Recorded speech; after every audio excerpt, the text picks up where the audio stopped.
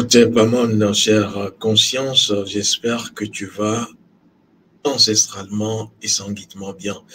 Alors, je te retrouve dans cette nouvelle pyramide pour partager avec toi l'élément fondamental qui ne doit pas manquer sur le sanctuaire, sur le lieu appelé le sanctum.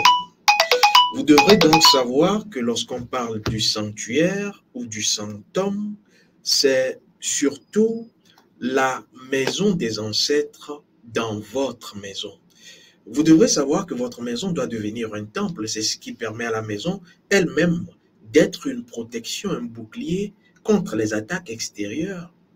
Mais dans la maison devenue temple, vous avez la maison des ancêtres qu'on appelle le sanctuaire. Le sanctuaire ancestral ou sanctum est ce lieu dans la maison où vous devrez vous rendre pour rencontrer vos ancêtres, où vos ancêtres, lignée paternelle et maternelle, sont.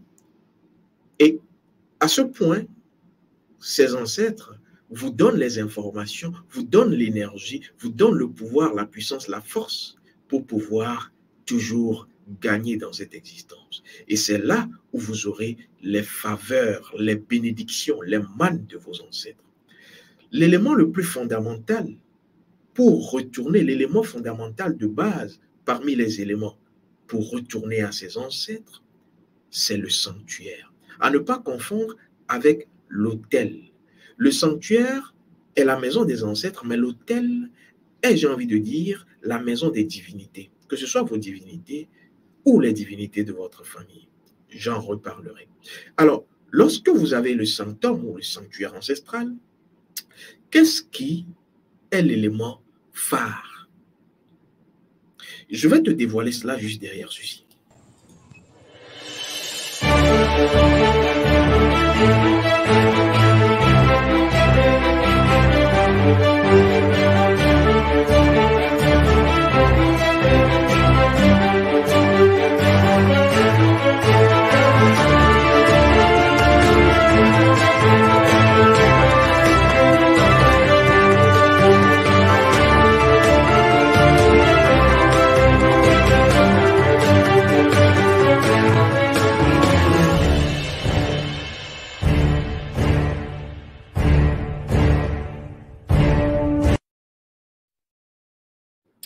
Alors, selon toi, chère conscience, quel est l'élément qui représente les ancêtres?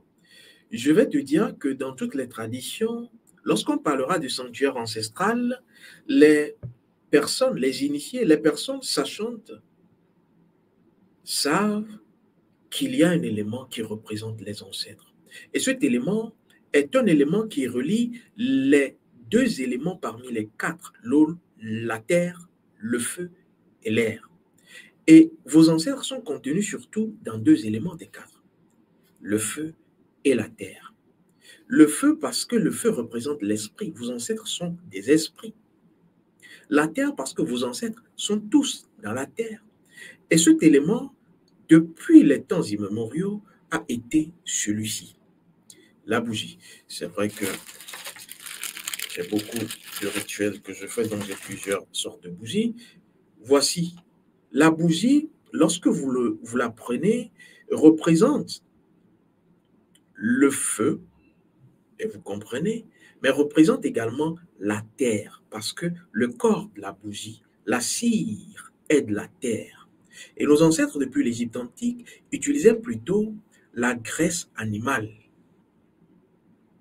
Pour ceux qui pensent que le sacrifice animal, véritablement, n'est pas, je dirais, kamite, n'est pas ancestral. Attention, nos ancêtres utilisaient les premières bougies faites à base de graisse d'animal. Alors, l'animal est vivant et on va prendre la graisse, c'était une parenthèse utile. Et donc, la bougie représente l'élément terre et l'élément feu.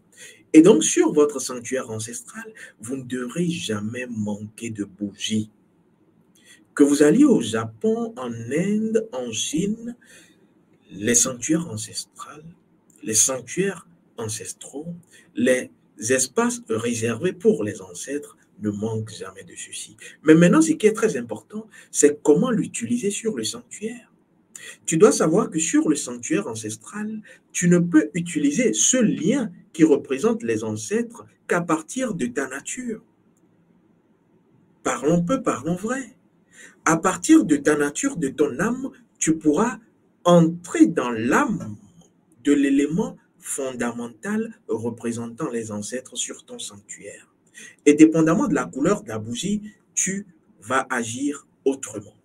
Mais ici, je ne pourrais pas partager cela. Maintenant, ça, c'est pour le commun des mortels. C'est pour monsieur Tantampillon X, madame Tantampillon X. Mais laisse-moi te dire que nos ancêtres ont, dans la course des choses, dans le temps qui est passé, laissé l'usage de la bougie au niveau des sanctuaires et ont commencé par utiliser quelque chose de plus puissant que la bougie.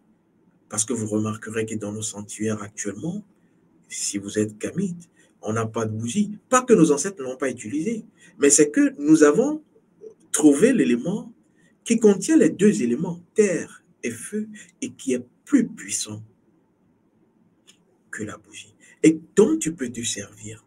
Et donc, je t'invite à avoir toujours une bougie, à savoir surtout l'utiliser, dépendamment des couleurs et de comment est-ce qu'on peut l'utiliser, parce que tout le monde ne manipule pas le feu, on peut se brûler, mais surtout, il faut aller découvrir ce qui est au-delà de cet élément et qui est encore plus puissant. C'est pour cela que je t'invite à ceci, l'introduction à la spiritualité ancestrale kamite. Dans cette session, nous avons les éléments fondamentaux qui te permettent de pouvoir te reconnecter à tes ancêtres. Et là-dedans, tu as l'élément qui est utilisé aujourd'hui par les initiés et qui remplace la bougie et qui est plus puissante que la bougie. Et cet élément, tu dois souvent l'utiliser. Et dans cette session disponible à notre école, nous avons également les méthodologies pour pouvoir, les protocoles pour pouvoir vous-même mettre en place votre sanctuaire ancestral. Il ne suffit pas d'avoir une table et de dire « j'ai mon sanctuaire ancestral ». Que nenni. Déjà que beaucoup de personnes font un amalgame entre hôtel et sanctuaire, il faut aller à la véritable information. C'est d'ailleurs ce qui me fait souvent sourire lorsque je rencontre certaines personnes qui me disent « je suis kamite, je fais des libations, je fais des rituels, je fais des cérémonies, mais je n'ai pas de résultat ».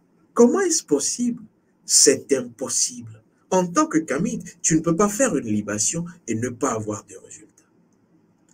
Si cela advient, c'est simplement que tu n'as pas le bon protocole, le bon canevas, la bonne notice, parce que il y a libation et il y a libation.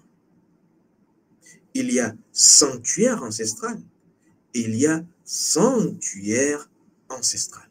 Tout dépend de comment est-ce que la chose a été faite.